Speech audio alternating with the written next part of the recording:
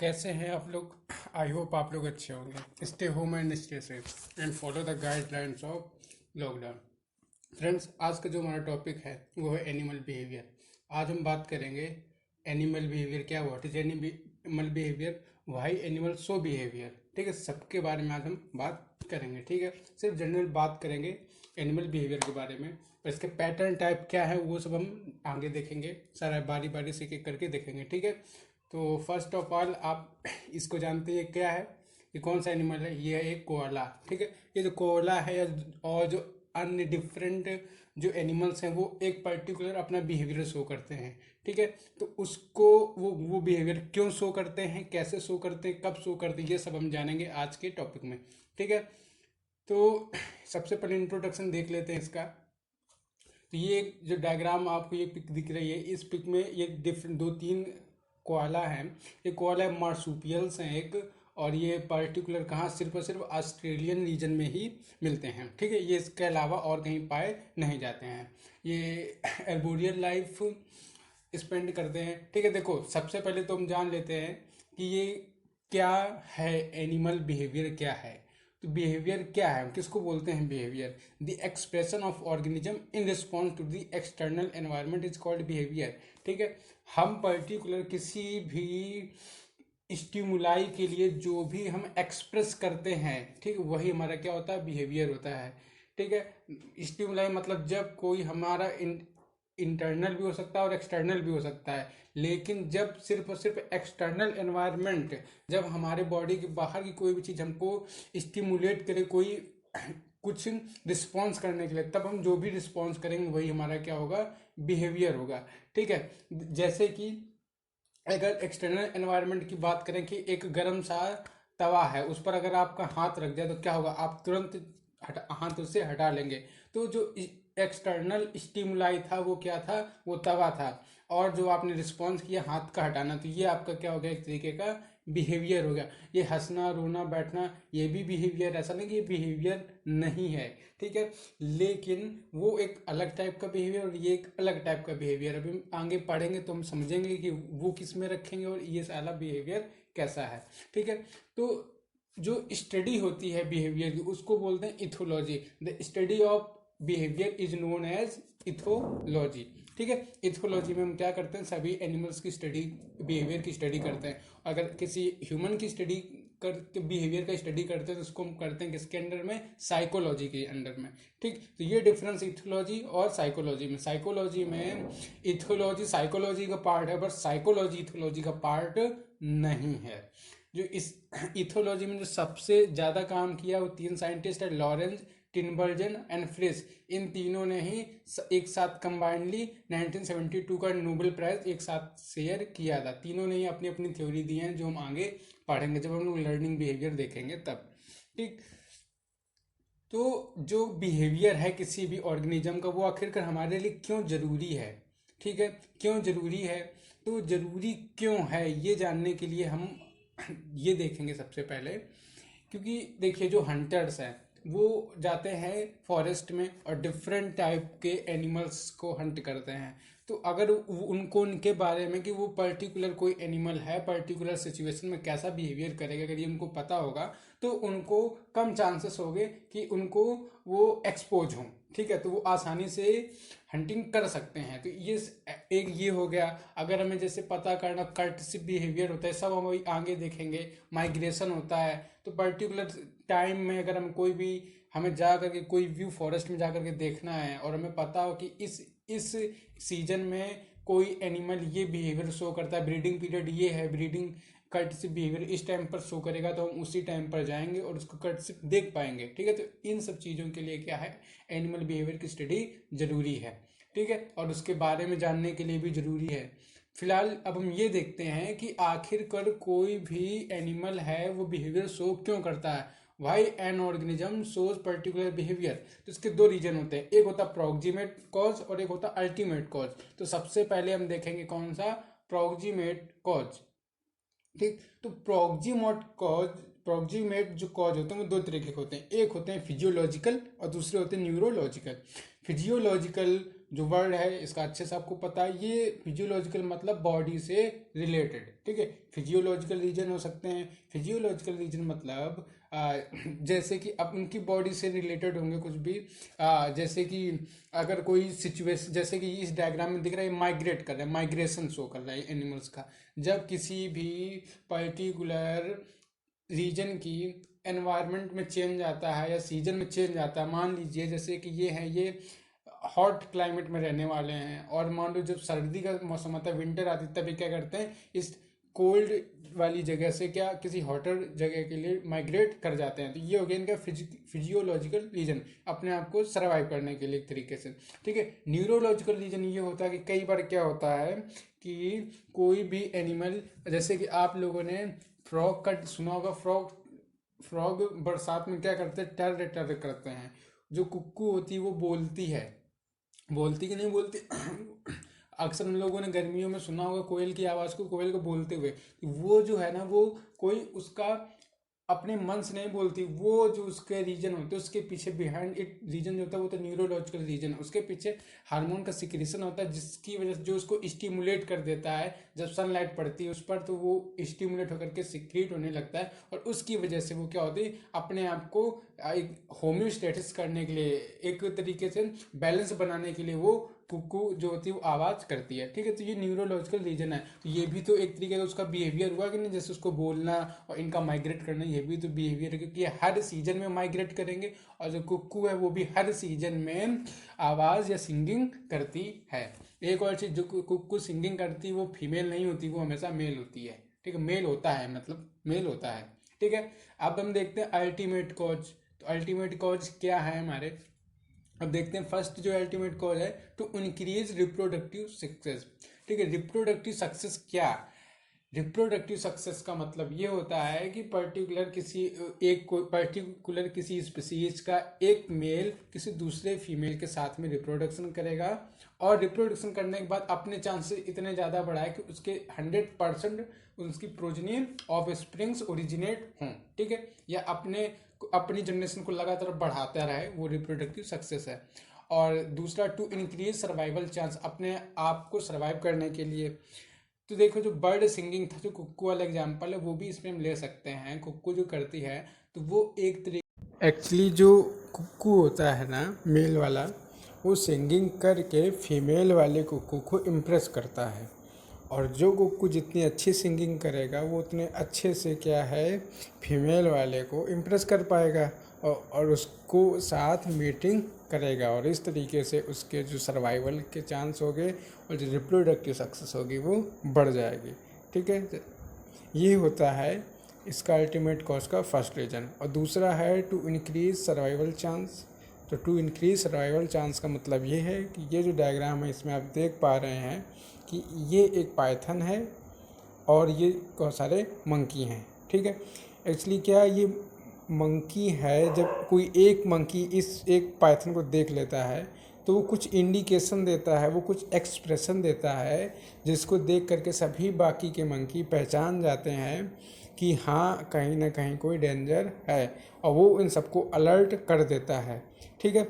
अगर वो एक्सप्रेशन नहीं करेगा, ये भी इस तरीके का बिहेव नहीं करेगा, बिहेवियर शो नहीं करेगा, तो ये सारे जो मंकी हैं वो इस पाइथन के द्वारा खा लिए जाएंगे, और इस तरीके से इनका जो सर्वाइवल चांस है वो कम हो जाएगा। तो ये ज़रूरी है कि सर्वाइवल चांस को बढ़ाने के लिए ये दिया जाए, ठीक है। ये डिफरेंट टाइप की इमेजेस हैं जो शो कर रहे हैं डिफरेंट टाइप के बिहेवियर्स को, जैसे पंडा है, ये फ्रॉग है, ठीक है, ये कुक्कू बर्ड सिंगिंग वाला, और ये जो दो बेयर्स हैं ये रिप्रोडक्टिव सक्सीड को शो कर रहे हैं। ये दो आपस में फाइट कर रहे हैं एक फीमेल के लिए, ताकि ये उसके साथ में यहाँ पर जो जीतेगा वो फीमेल के साथ में मीटिंग करेगा, और इस तरीके से रिप्रोडक्टिव सक्सेसफुल होगा, ठीक है। ये कुल मिलाकर के यहाँ पर दिखाया गया है। अब हम बात करते हैं टाइप्स ऑफ बिहेवियर की।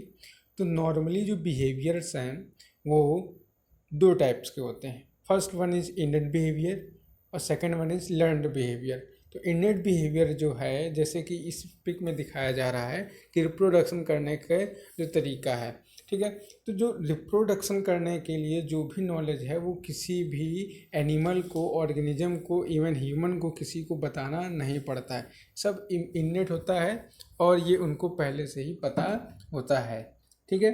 तो इस तरीके से ये इनेट बिहेवियर इसमें हेल्प करता है। और second one is learn behaviour, इसमें ये लॉरेंज है, ठीक है, और ये इनके पीछे डकलिंग्स हैं जो कि इनके पीछे इनको एक पाथ पर जाने की ट्रेनिंग दे रहे हैं और ये बाद में कुछ दिनों बाद ये इस पाथ पर, इस वे पर चलने को सीख जाते हैं और इस तरीके से लर्निंग हो जाती है और इसीलिए इसको लर्नड बिहेवियर या लर्निंग बिहेवियर कहते हैं, ठीक है। समझ में आई बात? आई होप क्लियर होगी, ठीक है। ऐसे ही और भी कई एग्जाम्पल हैं लर्न बिहेवियर के, जैसे पैरट वाला है। पैरट को आप बोलना सिखा देते हैं, वो आपका नाम लेने लगता है, जबकि पहले उसको लेना नहीं आता है। तो वो पहले उसने बाय बर्थ तो उसने सीखा नहीं था, उसको सिखाया गया बाद में ना, तो इसलिए उसको भी हम लोग लर्निंग बिहेवियर में ही रखेंगे। समझ में आ रहा ना? या आपको कोई पेट है, डॉग है, जैसे आप ऑफिस से घर गए या कॉलेज से घर पहुंचते हैं, वो आपको देखते ही क्या होता है, आपकी तरफ दौड़ करके आ जाता है, तो वो भी इसमें आएगा, ठीक है। अब देख लेते हैं सबसे पहले हम लोग इनेट बिहेवियर, ठीक है। तो इनेट बिहेवियर क्या है? तो behaviours that are closely controlled by genes with little or no environmental influence are called innate behaviour. मतलब ऐसे बिहेवियर जो कि इनहेरिटेड होते हैं जीन से कंट्रोल। जीन से कंट्रोल का मतलब ये हुआ कि एक जनरेशन में दूसरे जनरेशन में ट्रांसफ़र होते हैं, मतलब इनहेरेंट हुए, ठीक है।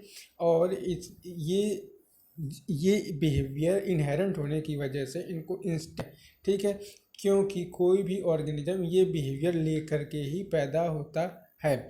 ये बिहेवियर एनवायरनमेंट का इन बिहेवियर्स पर कोई भी इफ़ेक्ट नहीं होता है, अगर होता भी है तो ना के बराबर होता है, ठीक है। और ये बिहेवियर जो है सभी स्पीसीज के सभी मेंबर्स में पाए जाएंगे। अगर पर्टिकुलर किसी एक स्पीसीज में है तो उस स्पीसीज के जितने भी मेंबर होंगे सब में पाया जाएगा, ठीक है। ये मैं बता चुका हूँ कि इन्वायरमेंट का कोई इफ़ेक्ट इस पर नहीं पड़ता है, ठीक है। इसीलिए इसको क्या बोलते हैं लोग, इनेट बिहेवियर भी बोलते हैं। जबकि जब ये लर्न बिहेवियर देखेंगे तो उसमें एनवायरनमेंट का इफेक्ट पड़ेगा, ठीक है, क्योंकि इन्वायरमेंट के इफेक्ट से ही जैसे हम तोता को सिखाएंगे तो वो भी यही चीज़ आएगा, ठीक है। तो ये मैं बता चुका हूँ कि these are behaviours that occur naturally in all members, ठीक। अभी इस पॉइंट को मैं आगे क्लियर कर दूंगा कि किस तरीके से होता है। जैसे कि अगर कोई एक स्पीसीज, जैसे एक बर्ड सिंगिंग करती है तो सारी बर्ड सिंगिंग करती होंगी, अगर एक नेस्ट बनाती तो सभी नेस्ट बनाती होंगी। और अगर एग्जांपल देखें तो लगभग जितने भी आर्थ्रोपोड्स सभी में इनेट बिहेवियर मिलता है, कुछ में कुछ का मिलता है लेकिन उनमें सभी में मिलता है। और ये एक रिप्रोडक्टिव सक्सीड वाला एग्जाम्पल है, जिसमें ये आगे जो है ये पिंक वाला ऑरेंज टाइप वाला ये एक मेल वाला है जो फीमेल वाले को रिप्रोडक्टिव मेटिंग के लिए इम्प्रेस कर रहा है और बाद में इसके साथ में मीटिंग करेगा, ठीक है। तो ये होता है हमारा क्या, इनेट बिहेवियर होता है, ठीक है। अगर इसमें एक बहुत अच्छी बात बता दूं स्पाइडर के बारे में, जो स्पाइडर है उसको वेब बनाने के लिए मतलब उसको इनेट कैपेसिटी होती, इनेट बिहेवियर ही होता है उसको नेट बनाने का, उसने सीखा नहीं होता है। लेकिन अगर कभी भी वो इतना कॉम्प्लेक्स वेब बनाता है जिसको हमारे लिए भी बनाना मुश्किल होता है, लेकिन उसको स्पाइडर बना लेती है। एक और चीज़, उसको सिर्फ बनाना आता है 0 to 100, मतलब स्टार्टिंग से एंड करना आता है, लेकिन अगर बीच में कहीं डैमेज हो जाए तो वो उसको रिपेयर नहीं कर पाती है, ठीक है। तो ये उसको पता नहीं होता है, ठीक है। तो वो क्या करती है, इसके लिए वो उसको छोड़ देती है और नया वेब बनाना 0 से फिर से स्टार्ट करती है। ये होता है इसका इनेट बिहेवियर में, ठीक है। ये फिश वाला क्लियर है ना कि मीटिंग के लिए इसको इम्प्रेस करेगा और फिर बाद में क्या होगा, क्योंकि ये भी इसके साथ में फिर मीटिंग करेगा और अपनी जनरेशन आगे बढ़ाएगा। अब देखते हैं सिग्निफिकेंस ऑफ इनेट बिहेवियर। तो हम बात करने जा रहे थे सिग्निफिकेंस ऑफ इनेट बिहेवियर के। हम ये जानेंगे कि आखिरकार क्यों हमारे लिए ज़रूरी है इनेट बिहेवियर्स को जानना, या उनका इम्पोर्टेंस क्या है, ये हम जानेंगे। तो देखो पहला पॉइंट लिखा है इसमें कि innate behaviours are rigid and predictable. ठीक है, innate behaviours are rigid and predictable. ठीक, तो इसका मतलब क्या है, इस वर्ड का या इस लाइन का, सेंटेंस का मतलब क्या है? रिजिड का मतलब इनफ्लेक्सिबल, अनचेंजेबल, मतलब ये कभी चेंज नहीं होते, जनरेशन टू जनरेशन वेरी नहीं करते, सेम ही रहते हैं। अगर कोई एक ऑर्गेनिज्म है जिसके पेरेंट्स ने सिंगिंग करी होगी, तो जब उसका ऑफ स्प्रिंग आएगा उस जनरेशन का, तो वो भी सिंगिंग करेगा। ऐसा नहीं है कि वो चेंज हो जाए, एक जनरेशन से दूसरी जनरेशन में जा करके चेंज हो जाए। और क्योंकि देखो ये जनरेशन टू जनरेशन सेम रहते हैं, तो हम पर्टिकुलर किसी भी ऑर्गेनिज्म को देख करके प्रेडिक्ट कर सकते हैं कि ये भी वो बिहेवियर शो करेगा। जैसे हम कुक्कू के बारे में बात करें, सिंगिंग वाली, अगर तो हम जानते हैं कि कुक्कू सिंगिंग करती है, तो कोई भी कुक्कू हम बोल करके देख करके बोल सकते हैं कि ये भी सिंगिंग करेगी। समझ में ये बात कि नहीं है? क्लियर है? ठीक है, अभी आगे बढ़ते हैं। All members of the species perform the behaviours in the same way. ठीक है, कि अगर एक किसी भी स्पीसीज का जो एक मेंबर जो बिहेवियर परफॉर्म करेगा, बाकी सारे मेंबर भी वही बिहेवियर और बिल्कुल उसी तरीके से बिना किसी चेंज के परफॉर्म करते हैं। अब देखो कैसे, आप लोगों ने ट्रॉपिकल आर्मी एंट मतलब चींटी को तो देखा ही होगा चलते हुए, कैसे चलती हैं। अगर उन्हें कोई खाना मिल जाए या सोर्स मिल जाए जहाँ पर उनका फूड है, तो क्या एक तुम देखा होगा ना तुम लोगों ने उन लोगों को कि वो एक रो बना करके चलती हैं, और वो उस रो में तब तक चलती रहती हैं जब तक कि उस रो को आप किसी भी एक्सटर्नल स्टिमुलस या किसी भी एक्सटर्नल सोर्स से उसको डिजनरेट ना करें। पता वो कैसे वो बिहेवियर शो करते हैं? क्यों? क्योंकि जो आगे वाली जो चींटियाँ होती हैं वो फिरोमोन्स हार्मोन्स होते हैं जो कि स्मेल करते हैं अच्छी सी। उन फिरोमोन्स की हेल्प से वो एक पाथ को फॉलो करती हैं और उससे इधर उधर हटती नहीं है जब तक कि उनको डिस्टर्ब ना किया जाए। तो जो बिहेवियर आंग वाली चींटी शो करती है, सेम बिहेवियर बाकी चींटियाँ भी शो करती हैं। तो समझ में आया? ये पॉइंट क्लियर है? आई होप क्लियर हो ये पॉइंट। नेक्स्ट पॉइंट है innate behaviours usually involve basic life function such as finding food और केयरिंग फॉर और ऑफ स्प्रिंग्स। ठीक है, फाइंडिंग फूड ऊपर वाले पॉइंट से क्लियर होगा।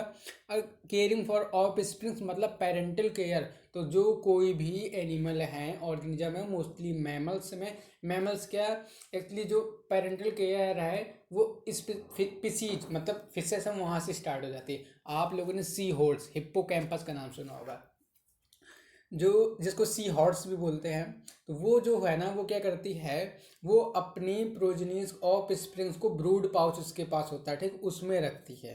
ठीक है, उनको पेरेंटल केयर शो करती है। पेरेंटल केयर क्या मतलब? अपने बच्चों की देखभाल करना, लुक आफ्टरिंग देयर या ओन चिल्ड्रन। ठीक है, उसको क्या बोलते हैं? Parental care. तो ये सब क्या है, अगर वो शो करते हैं तो बाकी उनके आने वाले जो भी मेंबर होंगे सभी पेरेंटल केयर शो करेंगे, अपने ऑफ स्प्रिंग्स की लुक आफ्टरिंग करेंगे। ठीक है, जैसे कि अगर फ्रॉक्स में आपने देखा होगा, फ्रॉक्स क्या करते हैं, उनमें तो बहुत ही अच्छे तरीके से, बहुत ही ज़्यादा एम्फीबियंस में पेरेंटल केयर देखने को मिलती है।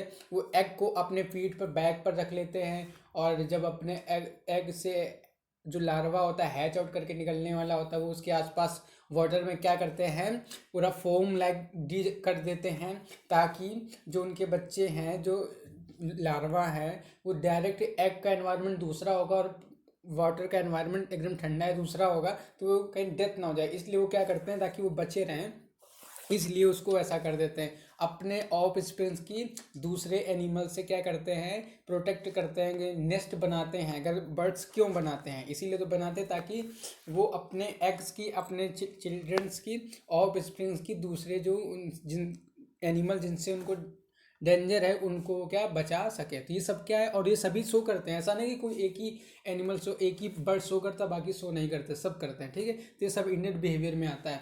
और एक और चीज़ देखो, जैसे आप लोगों ने कोकोनट में या पाम ट्री में, जो डेट के ट्री होते हैं उसमें कुछ ऐसे नेस्ट लटकते हुए देखे होंगे, जो जालीदार नेट होते हैं और लटके हुए बने रहते हैं।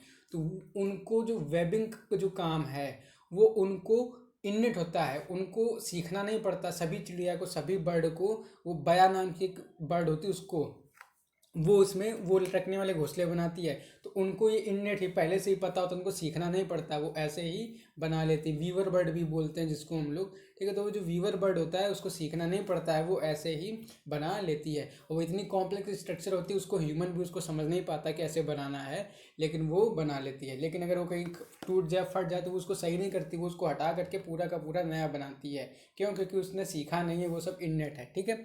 अब नेक्स्ट देखते हैं पैटर्न्स ऑफ इनेट बिहेवियर। हाँ, एक चीज़ यहाँ पे क्लियर कर दूँ, स्टूडेंट्स को पैटर्न एंड टाइप में बहुत ही ज़्यादा कन्फ्यूजन रहती है।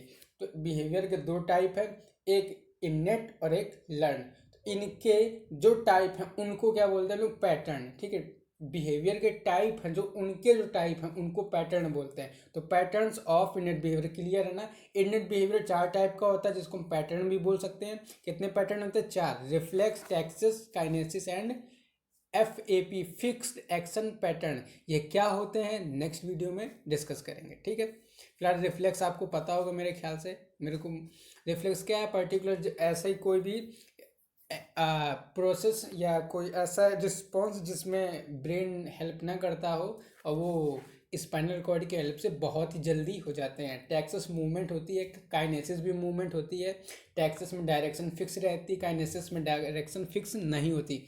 Fixed action pattern special type के रिफ्लेक्स एक्शन होते हैं जो एक बार शुरू हो जाते हैं तो तभी ख़त्म होते हैं जब वो ख़त्म होंगे जब वो पूरी तरीके से पूरी चीज़ ख़त्म हो जाएगी। चाहे इसमें स्टिमुलाई की ज़रूरत होगी, इसमें स्टिमुलस की ज़रूरत होगी, इसमें भी स्टिमुलस की ज़रूरत होगी। इसमें स्टिमुलस दे दो और चाहे बीच से हटा लो, लेकिन ये रुकेगा नहीं, ये होता ही रहेगा और तभी ख़त्म होगा जब पूरा ख़त्म हो जाएगी, प्रोसेस हो जाएगी, कंप्लीट हो जाएगी, ठीक है। अब देखते हैं हम लोग लर्न बिहेवियर या लर्निंग बिहेवियर। देखो ये क्या है, ये बहुत ही अच्छा सा बिहेवियर है और मोस्टली हम लोग ये देखो, जैसे कि आप बाहर से, आप मान लीजिए कॉलेज से अपने घर आए, आपने घर पर एक टॉमी पाल रखा है, ठीक है, एक डॉग है जो आपका पेट है। जैसे ही आप इंटर करते हैं डोर पर, वो आपके पास दौड़ता हुआ आता है और आपसे चिपक जाता है या आपको हक करने लगता है, कुछ भी मतलब ऐसा। या दूसरा कोई पेट है या पैरट है तो वो आपको देख करके ही बोलने लगता है, जो भी बुलाता हो आपका नाम, जो भी बुलाता है वो बुलाने लगता है। तो कैसे बुलाने लगता है?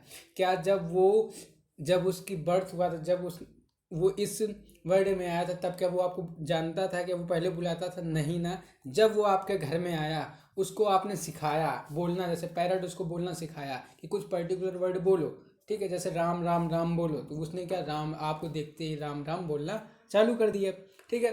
या जैसे मिट्ठू कुछ लोग बोलते हैं, जिस जो भी मतलब उसको सिखाया वो वैसा बोलने लगता है।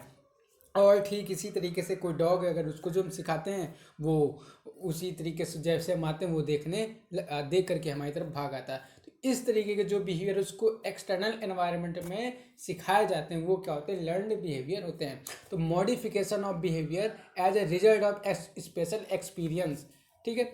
तब जब किसी एक्सपीरियंस से, ठीक है, किसी के बिहेवियर में मॉडिफिकेशन होता है तो उसको क्या बोलते हैं? लर्निंग या लर्नड बिहेवियर कहते हैं, ठीक है। जैसे उसको एक्सपीरियंस कराया गया ना, कि बार बार बोल करके सिखाया गया, तो उसने एक्सपीरियंस किया ना बोलने का। जब उसको एक्सपीरियंस हो जाता बहुत अच्छा तो वो क्या, फिर सीख जाता है, फिर उसको ज़रूरत नहीं पड़ती है, वो लगातार अपने आप ही बोलने लगता है।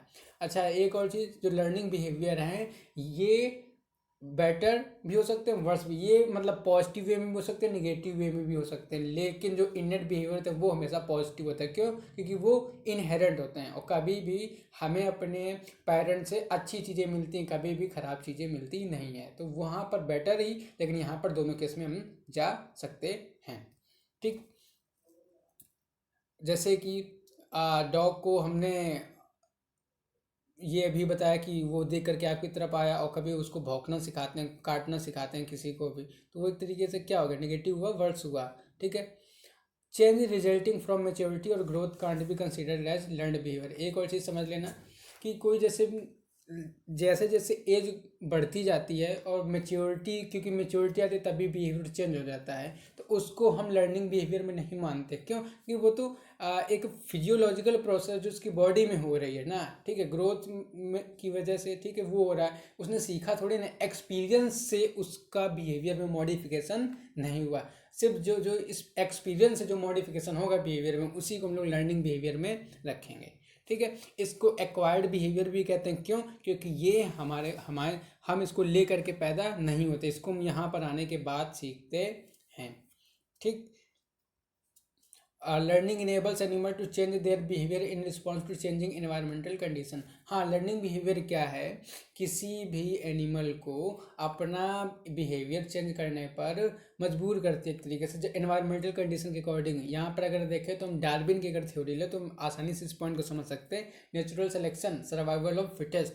ठीक है, वहाँ पर क्या था? जिसने अपने आप को अडेप्ट कर लिया, मतलब अपने बिहेवियर को चेंज कर लिया, मतलब लर्निंग करी, क्योंकि उसने एक्सटर्नल एनवायरनमेंट से क्या किया? इंटरेक्ट किया, एक्सपीरियंस किया और फिर अपने आप को उसी में अडेप्ट कर लिया, चेंज कर लिया, तो मतलब लर्निंग हो गई। ठीक है, तो वहाँ पर लर्निंग बिहेवियर इसमें इंपॉर्टेंट रोल प्ले करता है।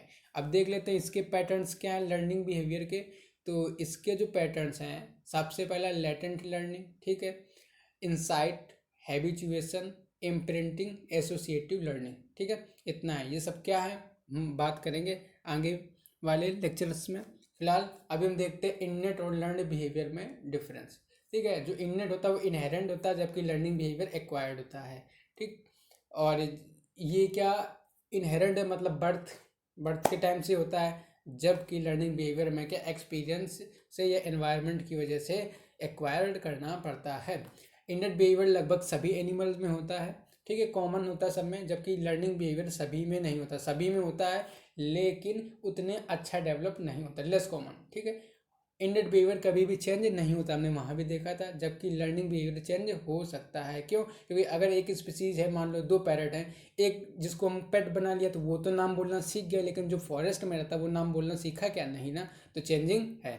ठीक है, कंट्रीब्यूट टू, एक और चीज़ इसको ऐसे भी समझ सकते हैं, अगर वो जब तक आपके घर में था, ठीक है, या बाहर था, तब तक आपका नाम बोलना नहीं जानता था, आप घर में उसको सिखा दिया तो वो आपका नाम बोलने लगा, तो चेंज हो गया बिहेवियर। ठीक है, तो यही सारा।